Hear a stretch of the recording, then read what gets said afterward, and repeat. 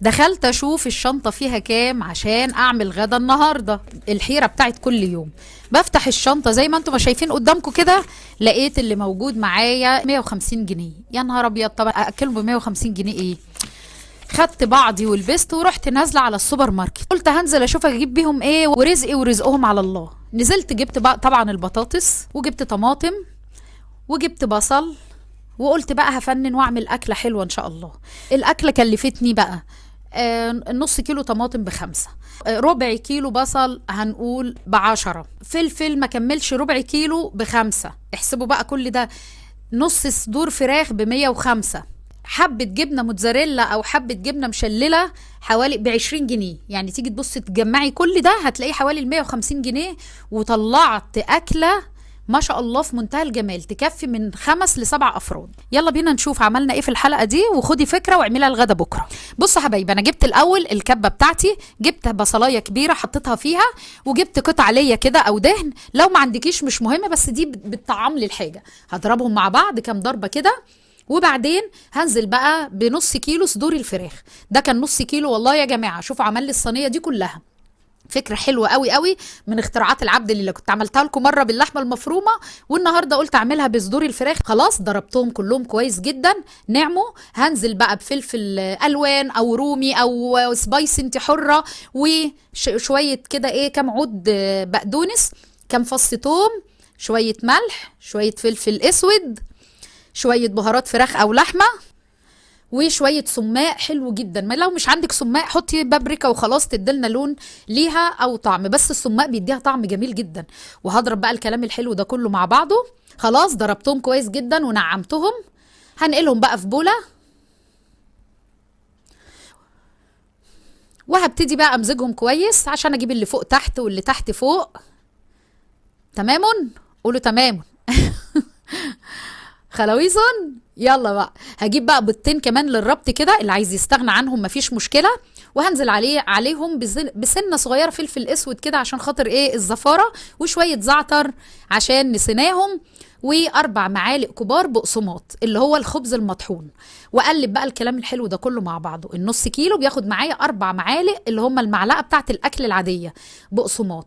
وادمج بقى الكلام الجميل ده كله مع بعضه كده بايدي، مش محتاجه احطهم تاني في الكبه او في اي حاجه.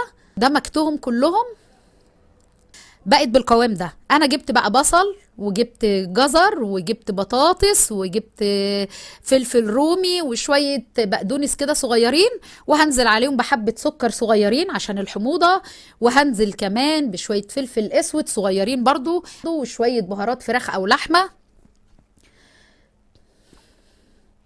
وشويه توم باودر، وشويه بصل باودر. خلاص. وضربت طماطمتين كده في القطاعه، ممكن تبشريهم او ممكن يعني انا عايزاهم تقال، مش عايزه يبقى فيهم ميه يعني. خلاص، يعني يبقوا حاجه تقيله كده، مش عايزاها تبقى مضروبه في شفشق الخلاط، يا تبشريها في المبشره، يا اما تقطعيهم قطع صغيره قوي.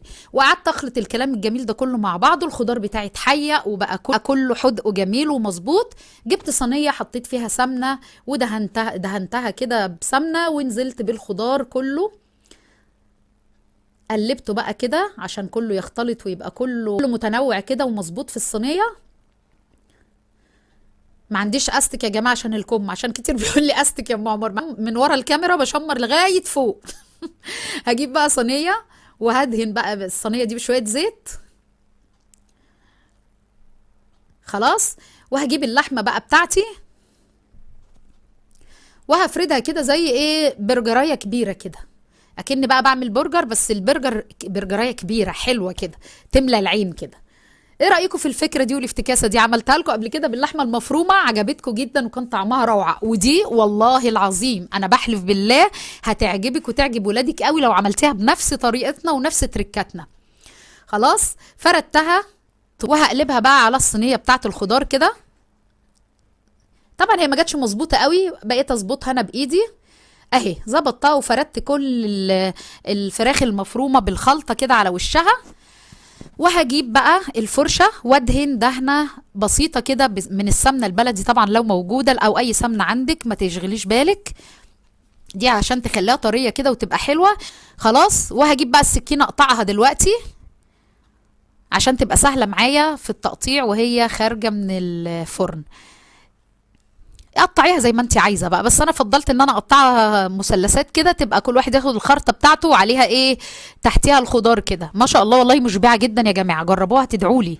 ده ورق زبده عملته تحت الميه كده الحنفيه ولكفته كده عشان ما يتحرقش وعشان اعرف افرده، وحطيته على وش اللحمه المفرومه علشان خاطر ما تنشفش، وحطيته على الفرن على الرف اللي تحت خالص 10 دقايق، وبعد كده طلعته على الرف اللي في النص على اعلى درجه حراره. طلعت معايا اهي، وطلعت بالمنظر الجميل ده. شلت ورق الفويل، هبتدي بقى اجيب دي الجبنه المشلله يا جماعه اللي انتوا سالتولي عنها كتير، بتستخدمي جبنه موتزاريلا ايه؟ دي مش موتزاريلا، دي مشلله سوري. دي حبايبنا السوريين بيعملوها بزيت الزيتون وحبه البركه، بتبقى مشلله كده، عارفين مشلله عامله زي الشله الخيط بتاعه المنجد كده، تفكيها ولو بملح بنقعها شويه، وبعدين ايه بصفي بحطها على وشها. حطيتها على وش الصينيه ودخلتها الفرن، وادي بقى الصينيه طلعت معانا في منتهى الجمال، ما فيهاش بشاميل، مش مكلفه. اخدت بس الجبنه الموتزاريلا على الوش، عايزه تحطي جبنه شيدر ماشي، عايزه تحطي اي حاجه خلاص، عايزه تكتفي باللحمه المفرومه او الفراخ المفرومه على الخضار وخلاص على كده مفيش مشكله. بس احنا حبينا ندلعهم بقى. وبصوا بقى انتوا عارفين بقى العيال بقى لما تيجي تعملي بقى حتى لو كبار والله العظيم لما تيجي تعملي بالموتزاريلا كده واو، يعني موتزاريلا اللي مجنناهم دي في كل اكله صراحه جميله قوي، جربيها. انا بقى بوريكي الصور، بوريكي شوفي شكلها عن قرب كده، ده كمان الاضاءه ظلماها والله، الرينج لايت كمان ما كانش اضاءته حلوه، شايفين؟ وتعالوا نشوف الخضار هتلاقيه مستوي وزي الفل. كل واحد بقى الخرطة دي كده بالحتة اللحمة أو حتة الفراخ ويحط عليها بقى، وبالعيش تاكلها، بالعيش تاكلها على رز أبيض براحتك خالص، لكي حرية الاختيار. بصوا بطاطس زبدة عشان حطيناها تحت 10 دقايق الأول تغلي، وبعد كده حطيناها في النص وسبناها تستوي. بصوا القلب الضعيف لا يحتمل، حاجه فظيعه. يلا جربوها، ومستنيه كومنتاتكم وتعليقاتكم يا احلى واغلى اخوات ليا. وما تنسوش الدعاء لاخواننا لحبايبنا في فلسطين، ربنا ينصرهم ويحفظهم ويشفي مرضاهم ويتقبل شهداءهم يا رب، ويغفر لنا جميعا ويكتب لهم النصر العزيز المؤزر يا رب عاجلا غير آجل.